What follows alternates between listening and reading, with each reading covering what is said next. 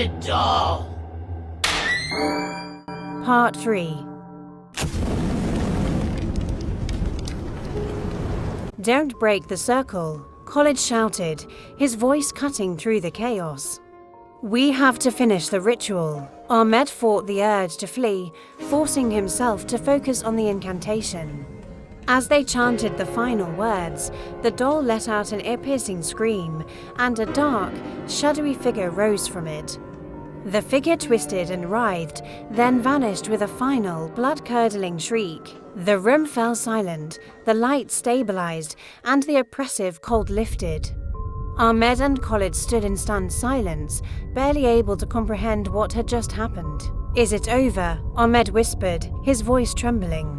Khalid nodded slowly. I think so, but we should stay vigilant. Part 4. The Aftermath. Days passed, and there were no more disturbances. Ahmed began to feel like he could finally move on from the nightmare. He thanked Khalid profusely and started to get his life back on track. However, one evening, while Ahmed was sorting through some old boxes in his attic, he stumbled upon a small, dusty chest. Curiosity piqued, he opened it and froze. Inside lay the doll, its eyes as glassy and unsettling as ever. A shiver of terror washed over him. How could it be here? Ahmed slammed the chest shut and backed away, his mind racing.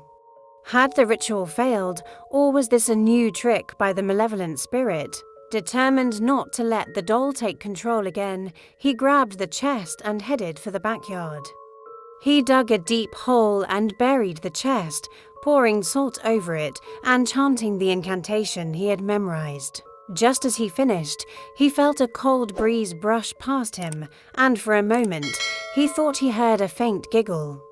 But then it was gone, and the night was silent once more. Ahmed returned to his house, hoping this would be the end of it.